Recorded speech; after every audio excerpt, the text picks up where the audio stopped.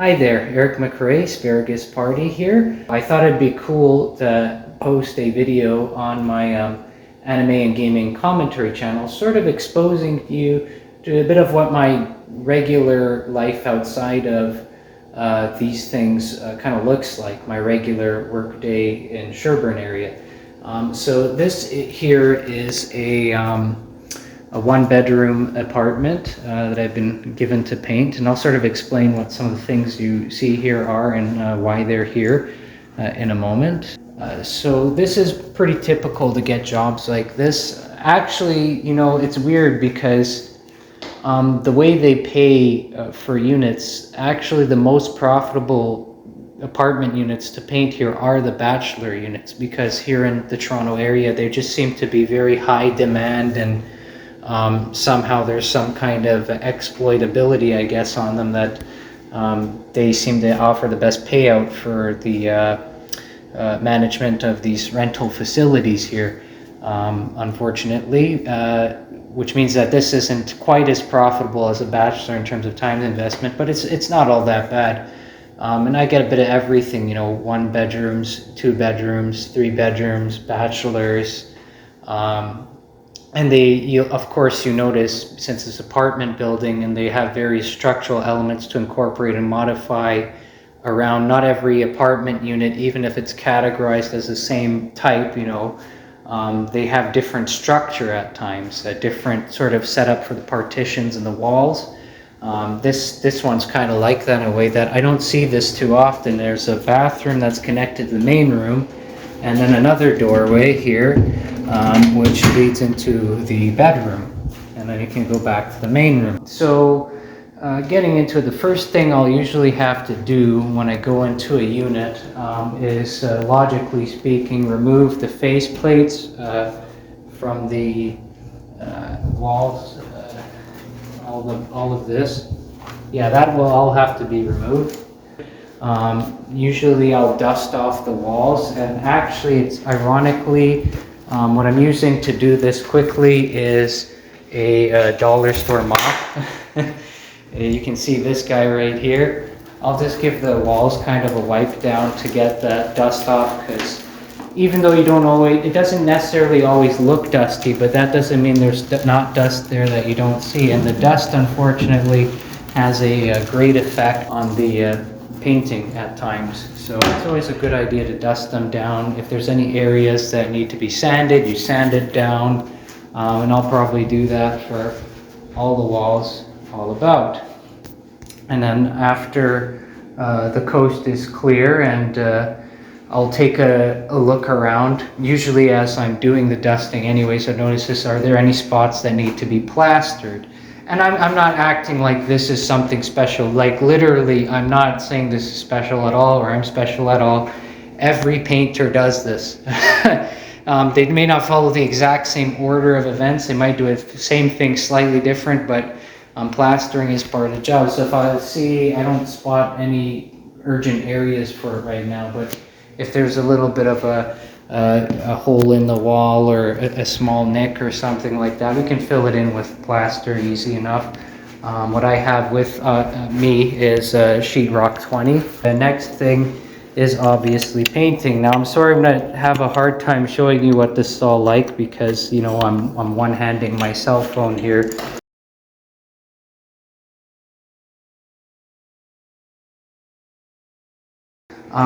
Now baseboards, in terms of baseboards, we've had policy changes here a few times, and it's frustrating because, like, before, and just literally like a few months ago, not very long ago, we were painting in this French vanilla color, as still to this day, and then they just suddenly changed. They wanted to do this gray thing.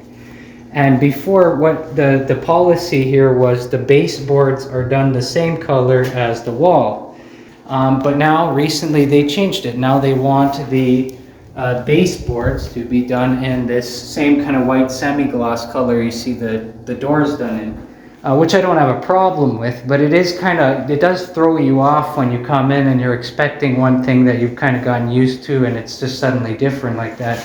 They've done it a few times recently. I think they're really trying to go for a luxury look in this these apartments, and you know, the gray with the white semi-gloss contrast kind of helps them achieve that kind of optical illusion, so to speak. Looking over this thing on public shelf with all my tools in it, and that's got a story itself, but actually,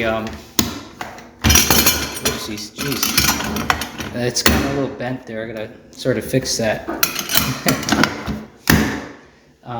They gave me access to the storage, so I just bring over whatever stuff makes sense, and I just keep it in the storage unit in the nearby building. Not this building, but one of the nearby ones that are run by the same company.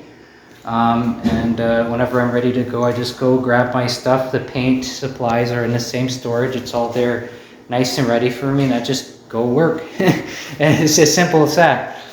This thing is awesome. You know why I like this and I bought this one is because you can use it as a step ladder. You can just put your foot on, step up, and you're in a good position to do the cutting for the top. And that's something to me that's very pleasurable. Now the thing you want to know about this too, this is cool. When I got this, this was just empty. This wood stuff was not part of this.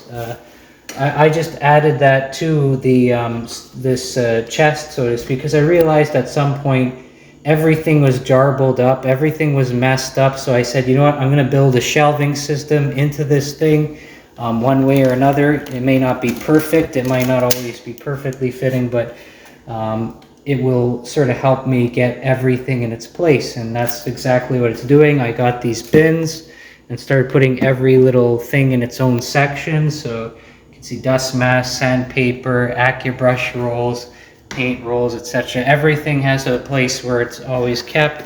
I even keep my short pole over here, and I've got a few rollers and scrapers and other things in that side compartment. And you know, you can't see it here, but actually behind this, the shelving system that is held on these planks here, well, under it there's this big space that goes all the way to the bottom, and I just shove any plastic bags and garbage bags I need to use in that space. So I have them available as I need them, and it's easy transport and easy use and quite convenient. Now, they have two types of baseboard here. I mentioned I even put together a baseboard guide, but unfortunately this is the other type that I think might be the older type, and it's kind of the fancier looking one. This doesn't fit it, but in case you're ever in a situation like that, you can always put together some kind of template or jig or something to guide your painting that can kind of make it more of a process. You can get it done accurately, get it done quickly, and repeat it very quickly. So the thing is, with this kind of job, there's always a ratio of not necessarily the greatest pay scale to the time rush. You're often under a lot of pressure, a lot of stress. There's a lot of mutual antagonism and push and pull between various people, and it can be hard to survive. So you end up coming with any trick you can to get the job done accurately, get it done quickly, and hopefully it ends up working out for you. It's still not the most profitable job. Honestly, the way it's set up and the way the pay scale is with these guys that I work for, it's almost like it's constructed to keep it almost impossible break through $17 per hour. I mean, it's not impossible, especially if you keep yourself in real good shape, physical shape. That helps a lot. But again, then it'll still be hard to break past maybe 20 or something. And the reason for that, it's just the way the pay works, is because you're working for this painting contracting group who's obviously taking a cut out of what they charge. And how much did they take out? Well, to put this into perspective, they'll get paid $40 for a balcony, and I'll get paid $25 for painting that balcony, which means they took out that portion that's missing from that, $15. That's a pretty big cut. That's just for a balcony. Now imagine for a unit like this. So this one bedroom apartment, if I do the kitchen, It kind of depends on if the ceiling's a part of it or not. It'll be something like 250 to $280. And I'm not saying that's what it's actually worth. What the guy is charging them is probably something more like, I don't know, 450 or something like that. He takes out a big chunk and gives you what's left. Now, I'm not saying that he doesn't do a lot of work or administrative work and he's not worth what he takes out or anything, but what this means is if you really want to make big bucks as a painter, you don't want to work for someone like this. You want to work your way into becoming an independent painter and eventually just forming your own business. That way you don't have to deal with somebody else's taking out some portion. Of course, then you'll have a lot more work. It's not that easy to make a business. You've got to be incredibly disciplined. You've got to be very consistent in your work ethic, and you have to always make sure you're keeping your supply stock, because like you try to become independent and quit working for a company like this. Okay, who's buying your paint? Who's transporting your paint? You know, where are you keeping your tools? If they tell you, you know, if I quit this job, they'd be like, okay, you can take your stuff out of our storage then. Imagine, like, you know what I mean? You don't just do it haphazardly. And I'm not saying they're bad or have a bad working relationship with them at all. But if you're ever thinking about doing independent work, your own business, you make sure you do it wisely. This this I'll show you because it's kind of funny. This is actually a bunch of laundry. So I don't live in these apartment units. Actually, I come from Scarborough and commute here. And I'll link the other clip in. But actually, sometimes I get stuck working overnight for whatever reason. On occasion, I'll stay the whole night in the apartment unit that I'm painting, doing the painting. If I have to catch up work or I'm trying to make some kind of economic goal of mine, I'm not unwilling to work really, really hard to accomplish it. But most of the time, if I stay overnight, I'll actually sleep in the storage unit, which sounds horrible, and it probably is not the healthiest thing and probably just as bad as it sounds. But when I'm trying to get, you know, like 3 apartment units done in 2 days or something like that, and make really decent money, I have to really push myself and do some crazy things. So I actually will show you a clip on the video. So this is our storage room for the painting we do in the Sherbourne area. As you can see, just as you'd expect, there's a lot of paint, a lot of sheetrock, and quite a lot of junk as well. This whole pile here is for the most part a garbage pile. Not everything here is necessarily garbage. This air compressor, as far as I know, is working. Maybe I'll consider selling it to someone if I can find somebody willing to buy it. A lot of this stuff is not even necessarily mine, or it's just, I don't even know how they accumulate this stuff, but for, I guess, people die and stuff is left behind in their apartment. People move out, leave stuff behind, and it builds up, they throw it here, and a lot of it just becomes a giant trash pile. And yeah, eventually you need to call in a junk removal guy and pay a bill to get rid of it. And there's a lot of stuff piled up here as well. There's no fecal matter in there. But I did say sometimes I stay the night, believe it or not, in this storage room, as horrifying as it sounds. So you see this space here, part of what you do to all of this space was pretty much non-existent for a long time.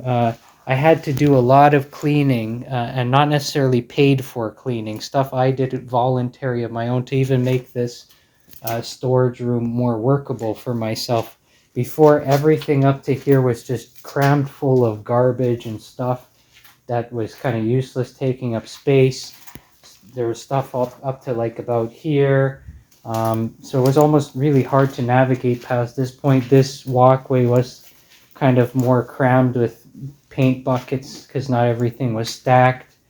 Kind of a real nightmare. I had to work really hard just to clear out a space, and like see how all these carts are lined up, which is hilarious, the shopping cart thing. Yes, it is quite laughable, but they did not have a spot for these carts before. I had to clear up and sort of help organize it, and it definitely helps you move out faster. This is mine. I brought this here. This is my tool carriage where I put in power tools and certain other things that are my own property. And here is where we have the fold-out bed. So I did say I'll day the night. I'll pull out this fold-out bed. Pull it out. I'll get this thing out of the way. I'll lean part of it on the couch because one leg on the fold-out bed is broken. Pull out the other leg, set it down, throw some mats on it, a pillow, and a blanket, and I'll just have a nap.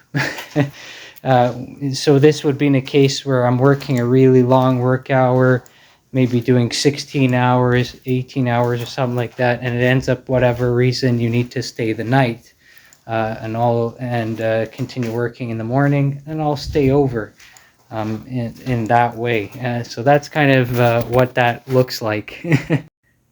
So as you can see, this is what it looks like when I've done a lot of laundry over here and I want to dry it. I just hang it up here in the storage room. It's pretty funny.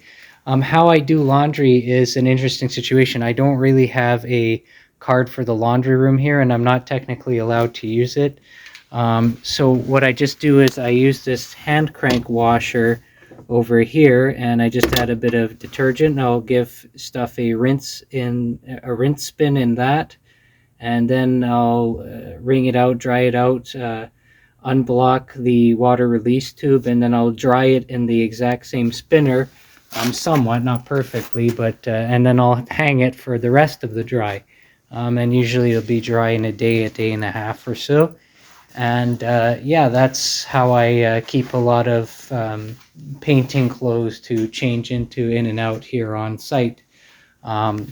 Yeah, it can't, obviously, I try to get this done in a discreet way. Normally I would do this just before a weekend, because I mean, if I don't know if my boss knows about this and he walks in the storage room and sees this, he probably won't have a big deal out of it, but it's kind of embarrassing and I'll probably be made fun of. But that's what I do. Basically just put some mats on the fold-out bed, stick up a pillow, sleep the night, wake up and go right back to work. And then you say, what about showering and hygiene? Well, of course we can just shower in the units when we're painting one. Now that doesn't always work out. So the thing is, this isn't all we paint. We also do stairways. We also do the industrial doors on the apartments on the outside or like the basement level. We paint quite a variety of things for these guys. And what that means is you don't always have access to a bathroom. So you end up doing weird things like you'll keep a emergency bathroom pail. And as I said earlier, emergency bathroom. Don't open this without it being prepared for. There's no fecal matter in there. Just a heads up, but it's not for that type of bathroom. But yeah, that's part of what you do to survive in this job. It's not always the most fun job, that's for sure. So in terms of profitability, actually the thing here that has been the most profitable, ironically for me, has proven to be the stairway painting. I don't know why that is. I get paid $80 per floor of stairs to paint it, and usually this involves priming it first, doing cutting everything. So far, for somehow, I don't know why, per hour investment of time, that proved to be the most profitable here. It's more profitable than painting the bachelor units even. But I don't get it too often, and again, it's not stress-free if I do. Depending on the stairways, there's traffic, people are going through, it's busy. It's not always a fun job. So hopefully that concludes it. I don't know how I'll edit the video, what I'll cut out, but this is a day in the life of my life. And you know what, I actually kind of rather enjoy the painting, I admit, and I enjoy doing things on YouTube. So however it pans out, I'm sure I'll be able to succeed as long as I stick to a good work ethic, good attitude, and keep putting out hard work. So yeah, here you go. Here's what it's like when I'm not doing those other things. God bless you. Have a great day.